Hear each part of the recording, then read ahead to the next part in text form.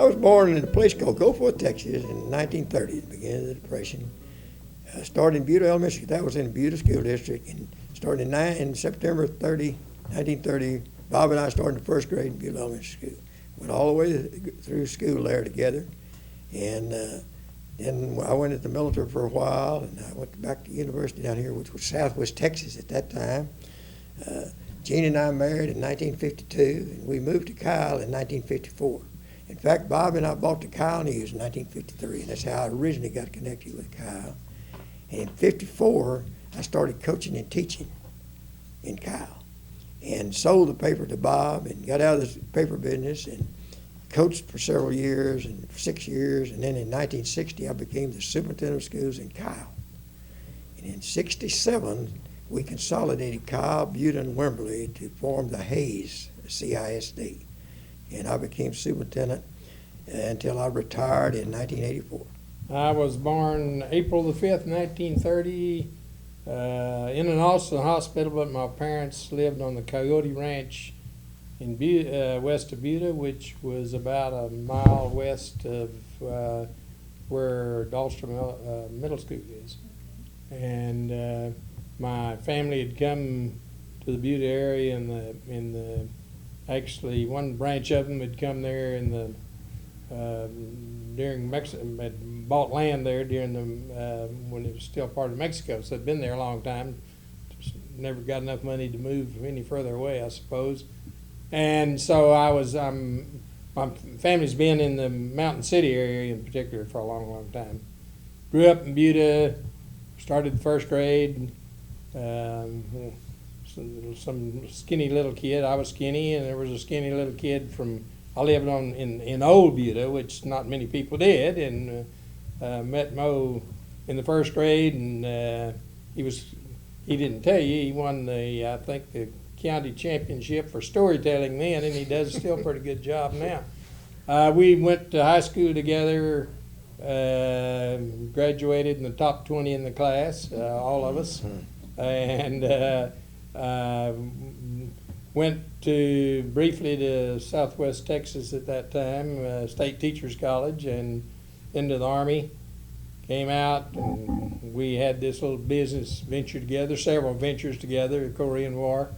And then he decided to take a better outlook on life and became a coach and school teacher, and I went on to various businesses, some successful, some highly unsuccessful, and ended back in Kyle and have owned the newspaper off and on for much of the last 55 years. Well, it was an interesting time. We started school in 1936 in the heart of the Depression. Schools were so much different then. And as we were talking before this meeting,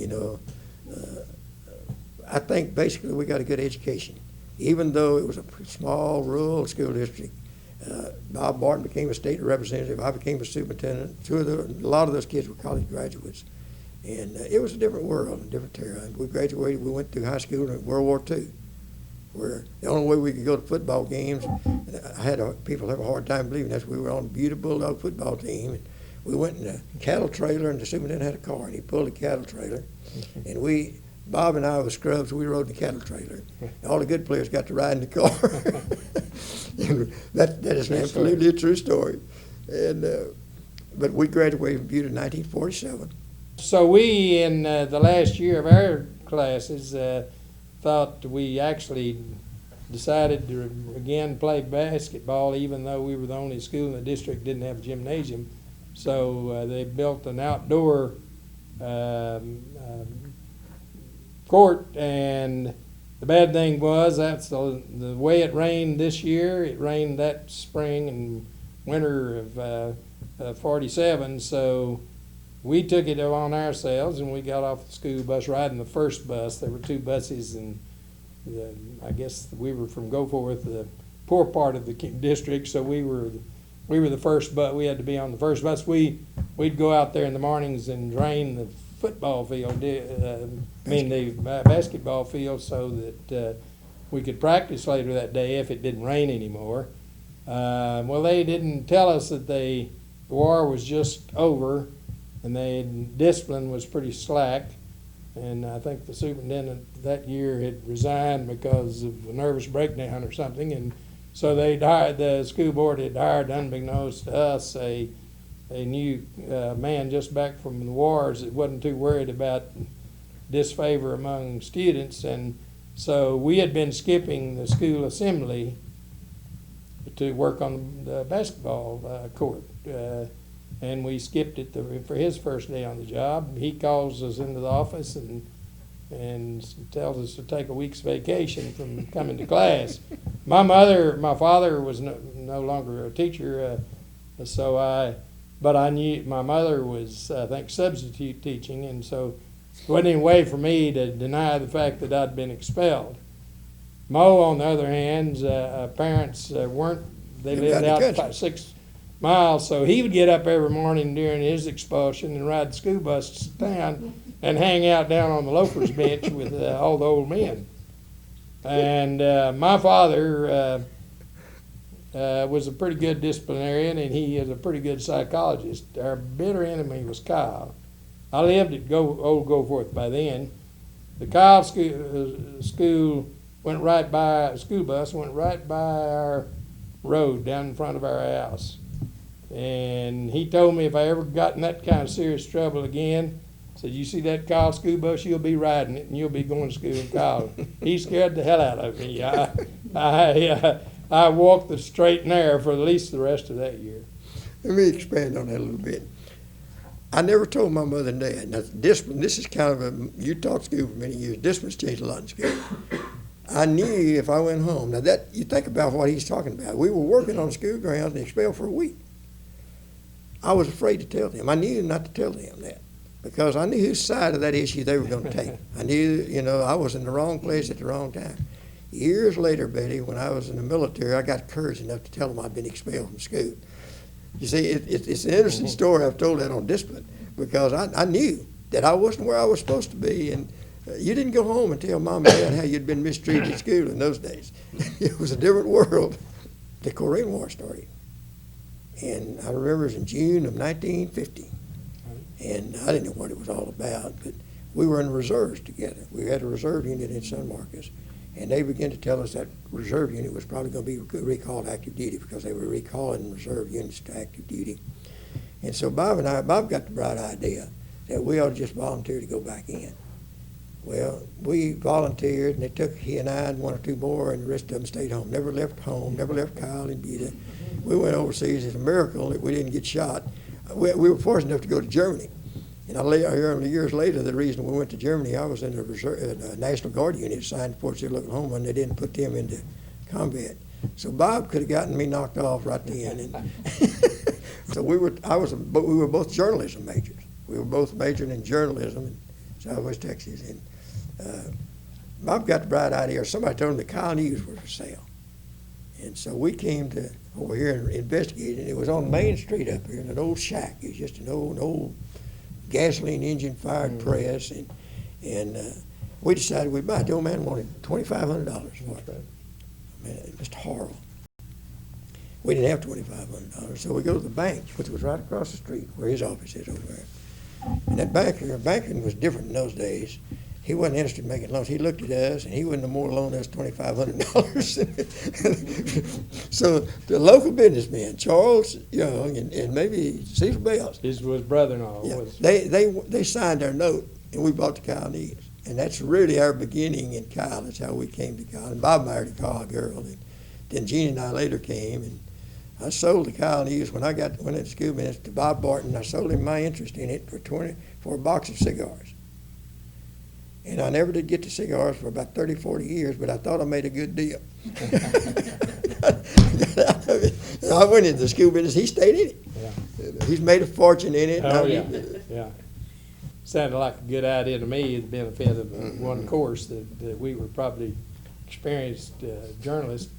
And it did happen through, I don't think, we got even with the banker. The first issue we put out, his son got married, and the same time a man that later, Hispanic, Mexican-American man was getting married here. At that time there was considerable discrimination. We decided we evened the score to that. We put his the Hispanics wedding announcement and story on the front page, and buried the bankers back in the back. So that was gave us some satisfaction. Probably didn't help our business relationship with the bank any. But I'm not very smart, but I'm stubborn. So I kept it a few years and sold it. Did marry a Kyle girl, and acquired lots of friends here. And through the years, have bought and sold it 3 or 4 times, but have ended back up with it late in life, and at a time where Buda, we considered it. We were Buda boys. One interesting story is that one of the Kyle descendants, Mary Hartson Kyle, who was made the front of Life magazine in the 40s because she was the mayor of an all-women city council during the early part of the World War II. She was a very old lady, and she probably for health reasons took a dab of wine every day, and she also lived down past 2 doors through 2 streets down from the newspaper. The first day we hit town, we'd been labeled the 2 Buda boys that bought the Kyle newspaper. She came in and shook her finger at us. If you Buda boys try to move this paper to this town, I'll bring down havoc on you all. And we didn't have enough money, or Buda certainly was smaller than Kyle. We knew enough about economics that we had a better shot, if any. I want to say something about that paper. When we bought it, we put out the paper on Thursday. Now, neither one of us knew anything. And Jean did half the work in the thing. And we'd spend all Thursday night trying to get the paper out. You know, all night. All night long. And then I had 8 o'clock classes. So many times Jean and I went home. She'd go to work and I'd go to school.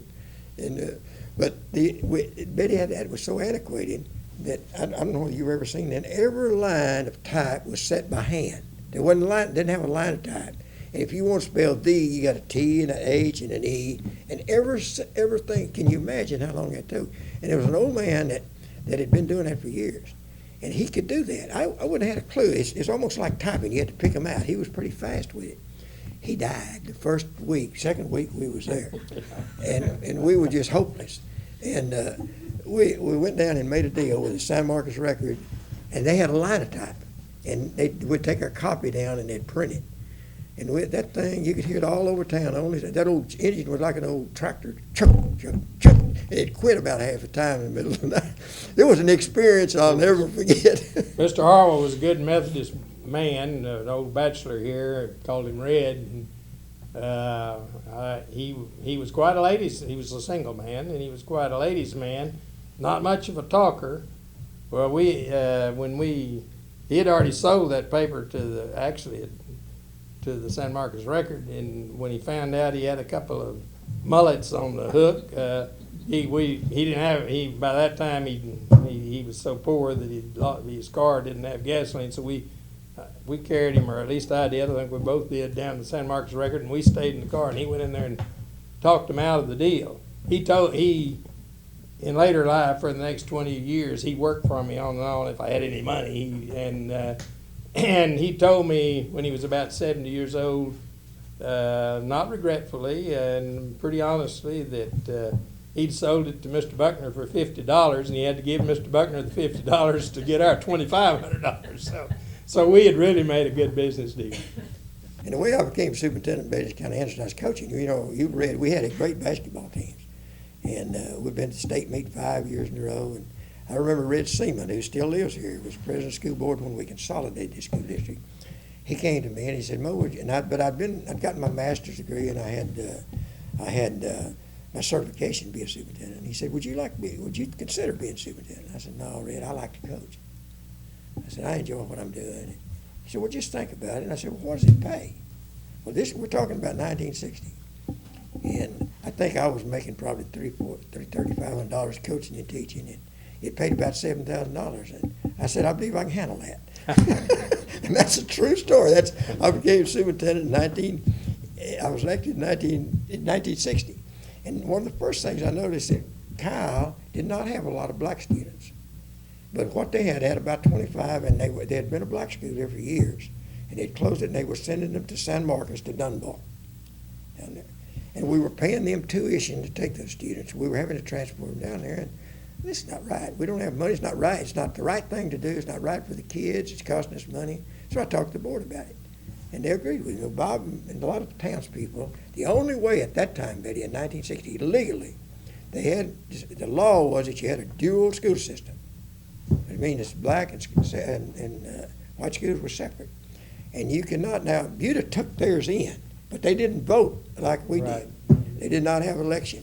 And we had to have a vote to do that. We had to have an election to dissolve what they called the dual school system and integrate those schools.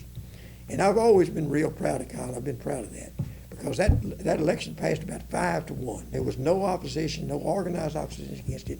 And in May of 1961 is when it was, because it was the end of my first year. We brought those in. It was never a problem. And I think Buda and Kyle communities both are to be admired over the years for how they approached that, because in that period of time, it was really a hot issue. Most places, in Little Rock, Arkansas, and every place else in Georgia. But they did it here, and they did it the right way. And in neither place that I know of was it ever really a real difficult problem. And that's a tribute to the people of Buda and Kyle. And that's how it came about. And we integrated them. They started immediately playing on our athletic teams. And it was just a very smooth operation. And then, of course, we got lucky. One of the first, when they first integrated, one of the first persons that was integrated was a guy named Poochie Green. He was from an old Kyle African American family who was could run with like lightning, and was on. I guess you were not coaching, but Kimro was coaching. Well, here some of the people, there were some people that weren't too keen to the idea, but it sure did make it easier to be forward when he ran for several touchdowns. And I went up to Blanco to a football game. City. I've told it, or Johnson City, told this story lots of times.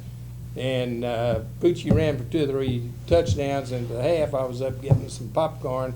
There was an old mountaineer came up there white. They had a black colony there that was later became many famous football players, but they were not integrated. And this old man, I heard him tell the guy, says, "We got to get us one of those." And they did integrate shortly after, and went on. A couple of them went and played pro football, right? Yes. At the beginning of World War II, I believe there were 32 school districts in Hays, different school districts in Hays County. Now there's Wimberley and Dripping Springs, St. Mark's and Hays. There's 4. So you can see that the consolidation of schools has been going on for a long time. Jean has got some interesting records she was talking about that Bob found in the basement of the old courthouse down here, the county school superintendents when they had him. And it's the history of all these schools. And it's amazing. A lot of them came to Kyle, a lot came to Buda. Over the years, Gulfport, Johnson School, Science Hall came here, Hemp Hill, all these. And when I became superintendent in Kyle in 1960, there was a guy named Preston Conley. He was a real interesting guy.